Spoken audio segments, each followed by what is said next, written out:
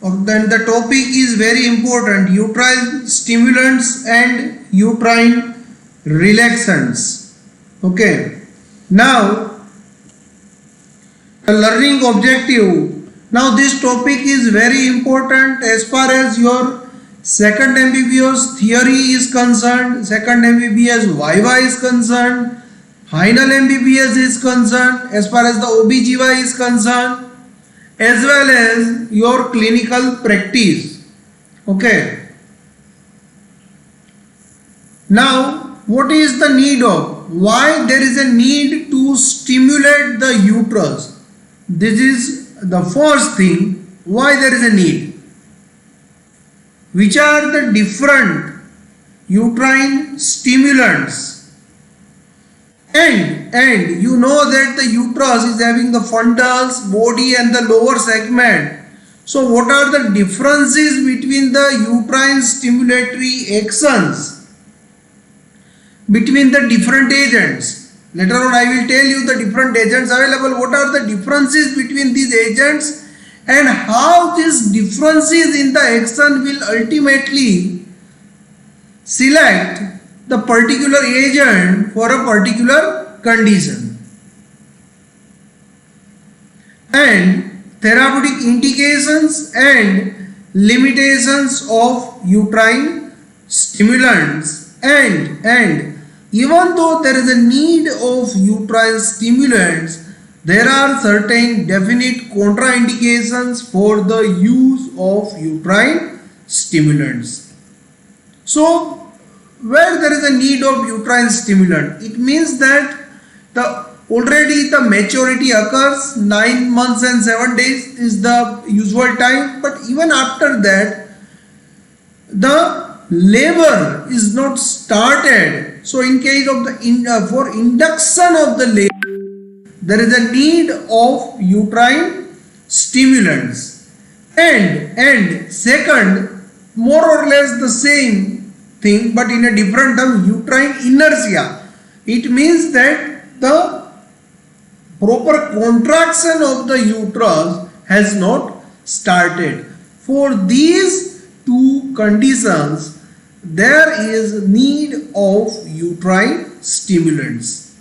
Okay. Now these uterine stimulants, obviously they increases the uterine contractions, and that's why they are also known as a oxytocics. And when the uterine contraction increases, they may lead to abortion, so they also known as abortifacients or ecbolics.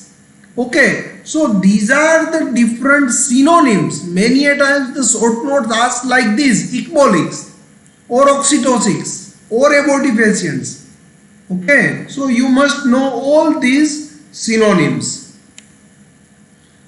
So, which are the agents? You all know that the uterus is made up of endometrium, myometrium and perimetrium.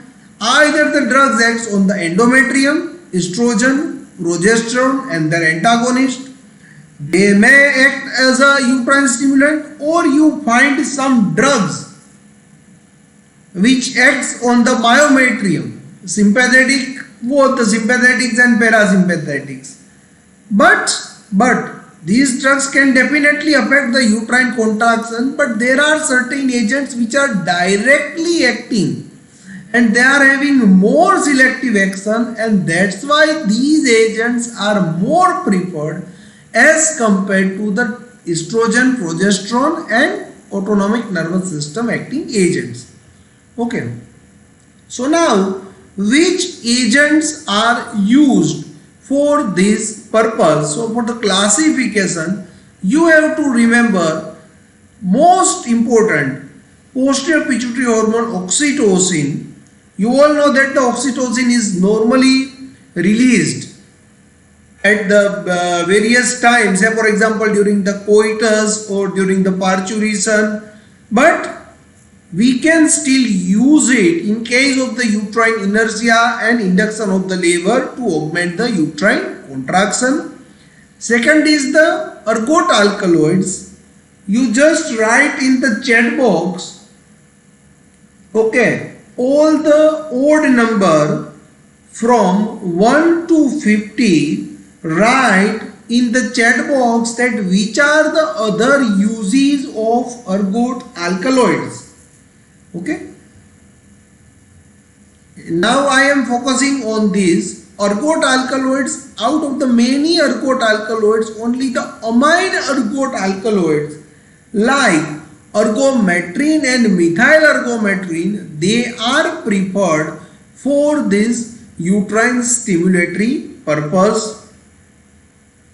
And prostaglandin analogues PGE2, this is dinoprostone, PGF2 alpha, that is dinoprost, misoprostol and carboprost.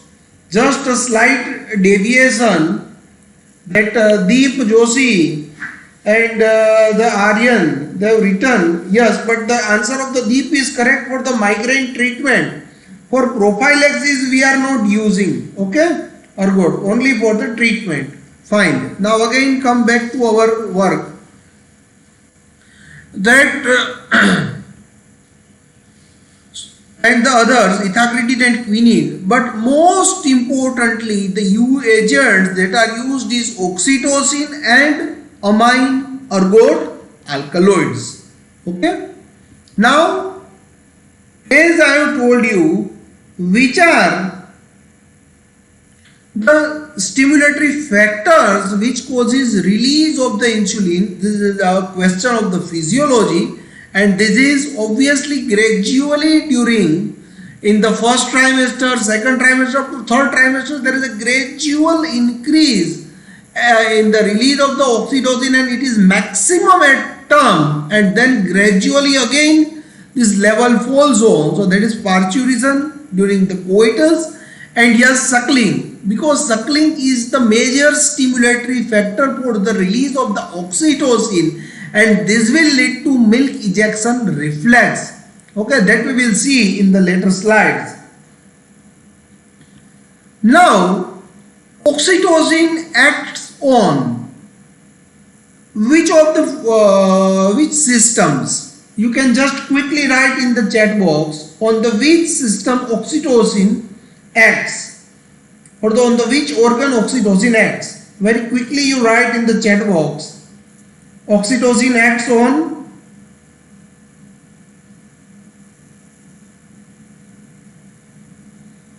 I am not getting the answer. Quickly, we don't have much time.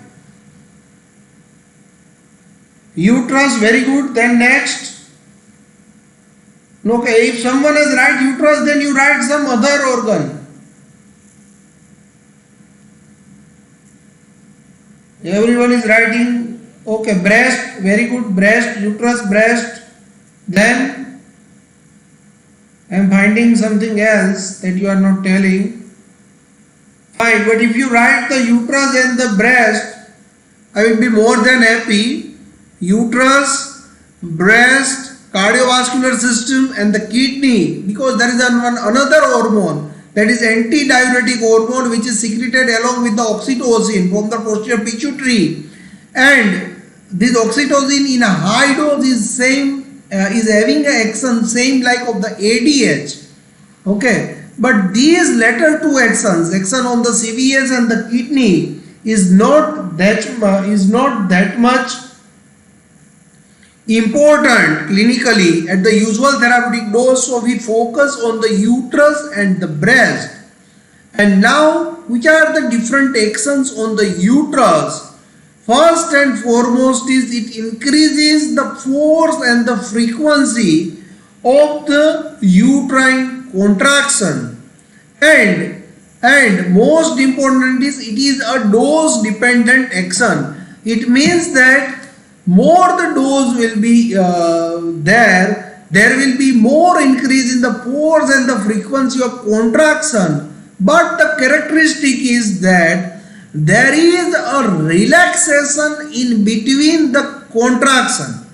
So here the contraction is never ever sustained. That is the first characteristic. And second is there is a contraction of fundus and the body there is a contraction of fundus in the body while it has a no action on the lower uterine segment, and that's why the descent of the fetus is not going to be affected. Okay, and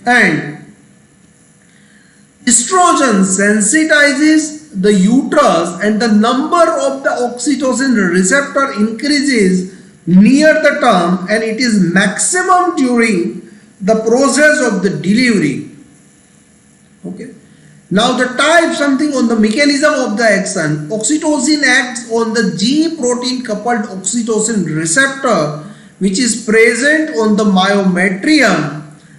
Okay, that is responsible for, I will not go into the much detail, but when the oxytocin binds with this G protein coupled receptor, there is a depolarization, increased release of the calcium that will lead to the contraction of the uterus. Additionally, oxytocin also increases the prostaglandin synthesis and release by the endometrium, which is also responsible for its uterine stimulatory action. Okay, so this is all about its action on the uterus.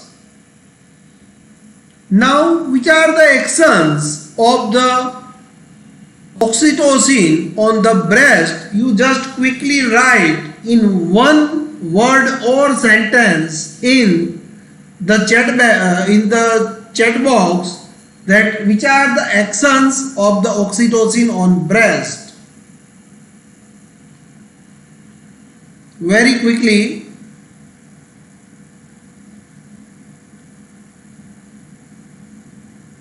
I am not getting the answer. Everyone has to give the answer for attendance. That is very important.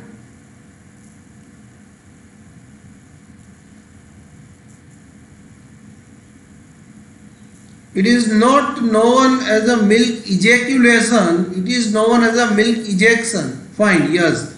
So for the milk ejection, it is required. Now how this milk ejection occurs? Because it causes contraction of the myoepithelium of the breast alveoli, and that's why it forces the milk into the bigger milk sinusoids, and that will lead to the milk ejection reflex, and that's why oxytocin is essential for this action. Okay, and that's why in the hypophysetomized animal this reflex is not going to be observed. Okay, fine. Now something about the clinical pharmacokinetics of the oxytocin. It is a peptide, and because it is a peptide, it is not to be taken orally. It is given by the intramuscular, intravenous, or rarely the intranasal spray. And its biggest limitation is it is rapidly degraded in the liver and the kidney, and additionally in the uterus as well as from the placenta. Enzyme is released which is known as the oxytocinase, and that will immediately degrade the oxytocin, and that's why oxytocin is having a very short plasma half-life, and this is one of the reasons that we have to give oxytocin by intravenous infusion. It is many a times credit question asked in your viva that why oxytocin is given by intravenous infusion. Okay. Another advantage of the oxytocin is because of its short lasting action, you can control its action also, which is required many a times. So now if we collate all these, the most important therapeutic indication of the oxytocin is induction of the labor. Okay, now why it is preferred, that we will see very quickly in the next slide. That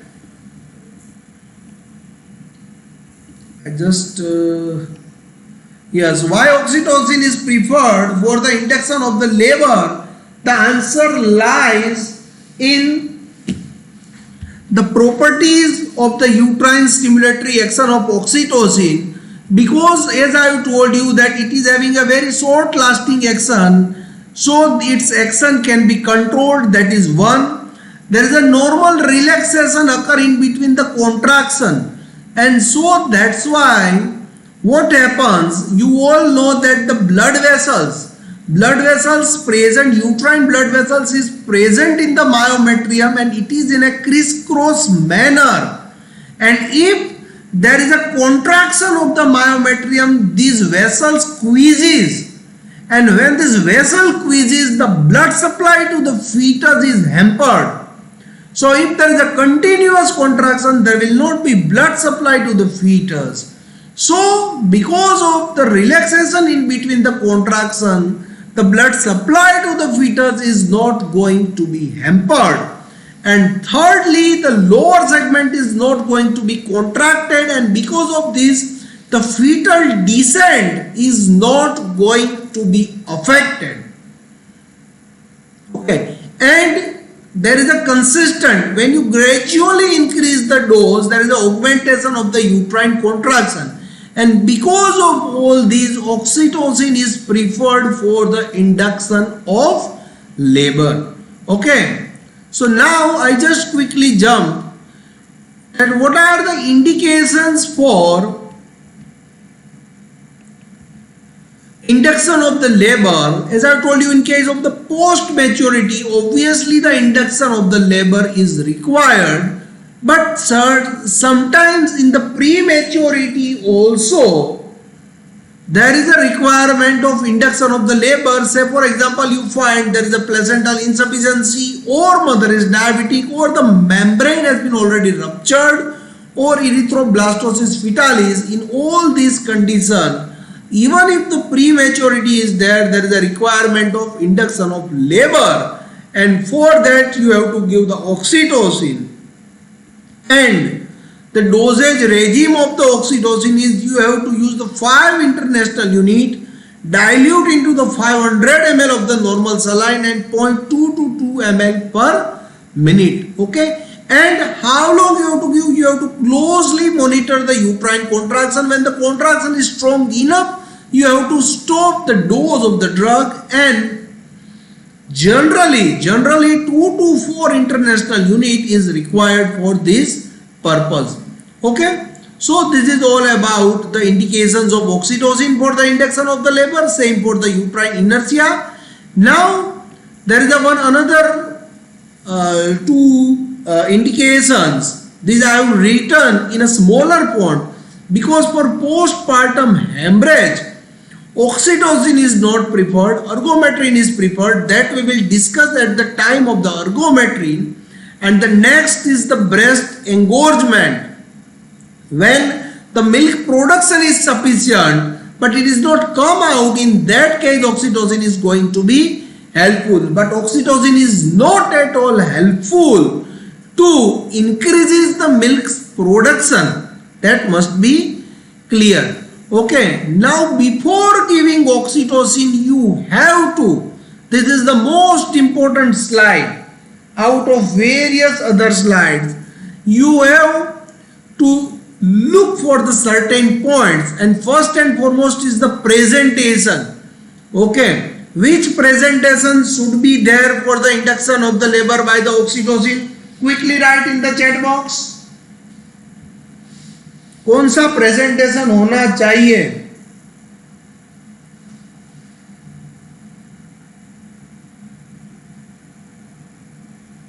I am not getting the answer. चलो normally कौन सा presentation होता है?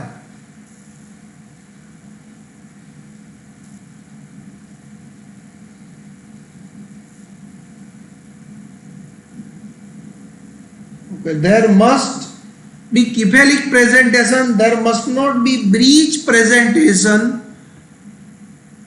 Second thing is that fetal lungs must be matured enough, because otherwise the fetus is not going to be survived in the environment.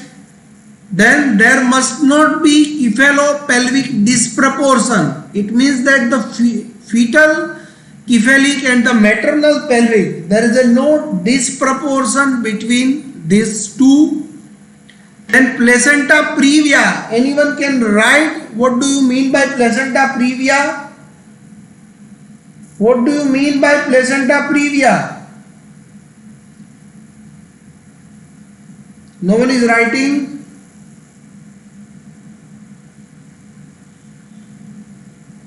What is placenta previa?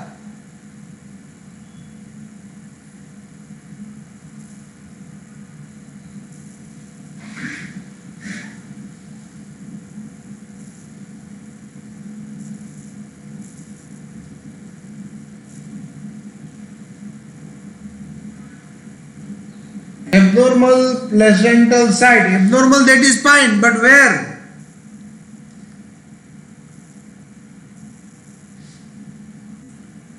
Okay, which is the normal site for the placenta? Generally, it is placenta is present in the upper and the mid part of the uterus, but when the placenta is present into the lower uterine segment near the cervix, in that case it is known as a placenta previa. Okay, there must not be any sign of the fetal distress, because if there is already sign of the fetal distress and if still you are giving the oxytocin, then the chances of the fetal distress and fetal death will be there. And no uterine scar, it means that if you are giving uterine stimulants and the uterine scar is there, there is a chances of uterine rupture. So all these are clinically very important points that you have to take care before giving oxytocin. Fine. Now this we have discussed why oxytocin is preferred. This is again a very important slide. Take a snapshot of this. Now next is ergot alkaloids. There are many ergot alkaloids. These are having different actions like alpha blocking action, ergot agonistic action, antagonistic action, action on the serotonin receptor. They are used in the various conditions, while like the vascular disease, the migraine. But the amine ergot alkaloids, they are ergometrine and methyl ergometrine. These are preferred for the uterine stimulatory action, and out of these the methyl ergometrine, this methyl derivative, is 1.5 times more potent as far as the action on the uterus is concerned, and that's why now the methyl ergometrine has totally overtaken the ergometrine, and now the ergometrine is obsolete as far as this uterine action is concerned. Okay, now quickly write the question. This attendance is going to be counted, that name the ergot alkaloids and on which receptors ergot alkaloids are acting. Okay. Now the most important question, if the ergot alkaloids are also having a uterine stimulatory action and oxytocin is also having a uterine stimulatory action, what is the difference? And the difference is ergot alkaloids causes contraction of the whole uterus, fundus, body and the lower segment. Second, very important is ergot alkaloids causes sustained contraction. It means that there is a no relaxation in between the contraction, and that's why if you just look at the uterus, if there is a sustained tonic contraction of whole uterus, it means that there is a complete squeezing of the uterine vessels, and that's why the chances of the bleeding from the uterus, that is known as a postpartum hemorrhage, and you will learn in the obstetric and gynecology that till today it is the most common cause of maternal mortality. So for the prevention and the treatment of the postpartum hemorrhage, these ergot alkaloids are preferred, and for the prevention 0.2 to 0.3 milligram by the intramuscular route, because the action of the intramuscular route it starts within 5 minutes, while in case of the intravenous route it will start immediately. Okay, only the one student Etvisa has replied the receptors and the name. Okay, fine. Now there is a most important thing. ये मैंने मेरे MBBS में पढ़ी है, gynaec के हमारे जो madam थे उसके पास से, और ये मुझे आज तक याद रहा है कि आपको अर्गोमेट्रिन कब देना है. अगर आप किसी YouTube में भी नॉर्मल लेबर का आप वीडियो डालोगे तो आपको देखने को मिलेगा कि हेड बाहर आता है, उसके बाद जब एंटीरियर शोल्डर बाहर आ जाता है उसके बाद ही आपको मिथाइल अर्गोमेट्रिन देना है, क्योंकि मिथाइल अर्गोमेट्रिन देने के बाद यूट्रस का सस्टेन टोनिक कॉन्ट्रैक्शन हो जाएगा. सो अगर आपने उसके पहले दे दिया तो फिटल डिसेंट जो है वो सिग्निफिकेंटली अफेक्ट हो जाएगा. So it must be I am repeating many times at the delivery of anterior shoulder only. And suppose if the PPH has already been occurred, then you have to give by the intravenous route. Now which are the different conditions in which there are chances of postpartum hemorrhage in case of the grand multipara, in case of the uterine inertia. In all these cases, there are chances of postpartum hemorrhage. Okay. Now I am not going into the detail of the prostaglandin and others because uterine stimulants are mainly used. Again, this is the important slide, so take a snapshot of this. There are two important uses of the uterine stimulants. One is for the induction of the labor and second is for the prevention and treatment of postpartum hemorrhage. For the induction of the labor, the oxytocin is used. For the prevention and the treatment of the postpartum hemorrhage, methyl ergometrin is used. The rationale behind the selection of the each agent you must know. Okay, uterine stimulants individual short note के रूप में भी आ सकता है. Pharmacological basis of oxytocin in induction of the labour ये भी आ सकता है. Pharmacological basis of methyl ergometrine for the prevention of and the treatment of PPH ये भी आ सकता है. और लास्टली यूट्राइन रिलैक्सेंट्स ये भी एक इंडिविजुअल शॉर्ट नोट के रूप में आ सकता है. नाउ आपको बताना है कि यूट्रस को quickly right in the chat box, uterus को रिलैक्स करने की जरूरत कब पड़ेगी. एक साइड हम स्टिमुलेट करने की बात कर रहे हैं और एक साइड हम रिलैक्स करने की बात कर रहे हैं. What is the need of make the uterus relax, and this agents are also known as a tocolytics. आपके क्विकली आंसर लिखिए आप चैट बॉक्स में. यूट्रस को रिलैक्स करने की जरूरत कब पड़ेगी.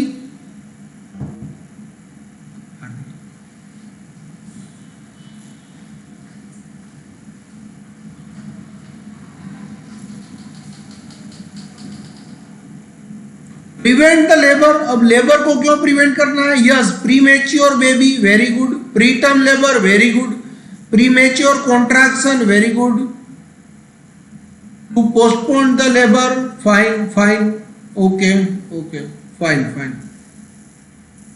अभी आप लोगों को ब्रेक लगानी बहुत डिफिकल्ट हो जा रही है. ठीक है बस यस डिस्मेनोरिया वेरी गुड. चलो, टू डिले और पोस्टपोन द लेबर. अब लेबर को डिले क्यों करना है, क्योंकि फीटस जो है वो इतना मेच्योर नहीं है कि वो आउटर एनवायरनमेंट में सरवाइव कर पाए, उसके लिए जरूरत पड़ेगी. ठीक है, और उसमें भी स्पेशली जब फीटस लंग मेच्योर नहीं हुआ है. और फीटस लंग मेच्योर करने के लिए हम कोर्टिकोस्टेरॉइड्स देते हैं एट द ओके, आपको यहाँ पे लिखना है चैट बॉक्स में कौन से कोर्टिकोस्टेरॉइड्स हम देते हैं और कितने कितने डोज देते हैं, 1 डोज देते हैं, 2 डोज देते हैं कि 3 डोज देते हैं, और कौन से इंटरवल पे देते हैं, ये बहुत इंपॉर्टेंट है। और दूसरा इसका यूज ये है कि ऑलरेडी आपको पता है कि नाउ अभी लेबर जो है वो स्टार्ट होने वाला है, बट जो प्रेगनेंसी है वो बहुत इतनी क्रूशियल है कि आपके पास जो एग्जिस्टिंग सेटअप है उसमें आप मैनेज नहीं कर पा रहे हो, तो उस कंडीशन में आपको एक टाइम चाहिए कि आप मदर को एक वेल इक्विप्ड जगह पे शिफ्ट कर सके। उसके लिए भी आपको यूट्राइन रिलैक्सेंट देने पड़ेंगे। Second, threatened abortion is just about to occur, उसमें भी जरूरत पड़ेगी dysmenorrhoea, but we are using non steroidal anti inflammatory drugs for this purpose. ठीक है, अब हम कौन से एजेंट्स यूज करेंगे उसके पहले, जैसे हमने कहा कि फॉर डिलेइंग द लेबर क्यों जरूरत है, तो क्या फीटल लंग मैच्योरेशन, और दूसरा जैसे मैंने कहा transfer to well equipped centre, इसके लिए भी जरूरत है। अब हर बार आपको यूट्राइन रिलैक्सेंट्स इफेक्टिव होंगे, तो उसका आंसर आएगा कि अगर सर्वाइकल डायलेटेशन 4 सेंटीमीटर से कम है तो ही ये यूजफुल रहेंगे। दूसरी बात ये है, अगर आपने ये जो लेबर की प्रोसेस पढ़ी हो तो सर्वाइकल सेगमेंट है वो ऐसे अपसाइड होता है, that is called the effacement, that is called taking up of the lower uterine segment. और वो टेकिंग अप अगर मिनिमल हुआ है तो ही यूट्राइन रिलैक्सेंट्स हेल्पफुल रहेंगे। मेम्ब्रेन रप्चर नहीं हुए हैं तो ही यूट्राइन रिलैक्सेंट्स इफेक्टिव रहेंगे। सो ये स्लाइड भी बहुत इंपॉर्टेंट है, आप इसका स्नैपशॉट ले सकते हो। ठीक है, उसके बाद कौन कौन से यूट्राइन रिलैक्सेंट्स है, तो आप जानते हो कि बीटा 2 रिसेप्टर यूट्रस में प्रेजेंट है, और उसको अगर आप स्टिमुलेट करोगे तो यूट्रस का रिलैक्सेशन होगा। और उसमें भी अगर आपको कोई यूट्राइन सिलेक्टिव एजेंट्स मिल जाए जैसे कि ritodrine, so it is the most helpful for this condition. Second is, you all know that calcium is responsible for the contraction of the smooth muscles, so calcium channel blocker, that is nifedipine. Then oxytocin receptor antagonist atosiban. Now this is I would like to tell you that it is an oxytocin receptor antagonist, and you all know that oxytocin is responsible for the contraction. If you give the antagonist, there is a definitely uterine relaxation, but somehow its results are not that much favorable, and it is presently not the drug of choice for this condition. Okay, now something I focus on for the beta 2 agonist, that is Rytodrin. Now again you must be very clear कि राइटोड्रिन की भी short duration of action है, तो उसको आपको intravenous infusion में देना पड़ेगा, दैट इज 1। सेकंड, इंटरमिटेंटली देना है आपको, और कब तक देना है। अब आप देखो बीटा 2 एगोनिस्ट देखोगे तो सिलेक्टिविटी जो है वो रिलेटिव है, एब्सोल्यूट नहीं है, and that's why it will stimulate the heart, and that's why palpitation and tachycardia is there. So up to the maternal heart rate of 120 तब तक आप दे सकते हो, उसके बाद आप नहीं दे सकते। देन उसका रोल, कोई भी यूट्राइन रिलैक्सेंट हो, अगर आप उसमें आपने मोर देन 48 आवर यूज किया तो उसकी मोर्बिडिटी और मोर्टालिटी पर डेफिनेट इफेक्ट आएगी। As I have told you, there are many limitations: CVS, hypotension, tachycardia, arrhythmia, pulmonary edema, and various metabolic abnormalities like hyperglycemia and hypokalemia. So this is all about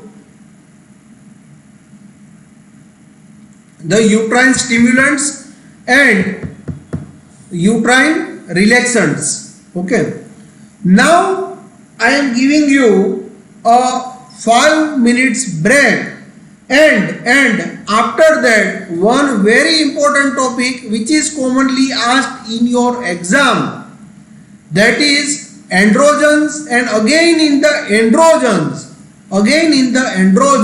anabolic steroid, commonly as short note because they are the commonly misused drugs, that we will discuss after a break of, चलो अभी 3:10 हुए, 3:15 पर हम ये discussion start करेंगे. ठीक है, thank you.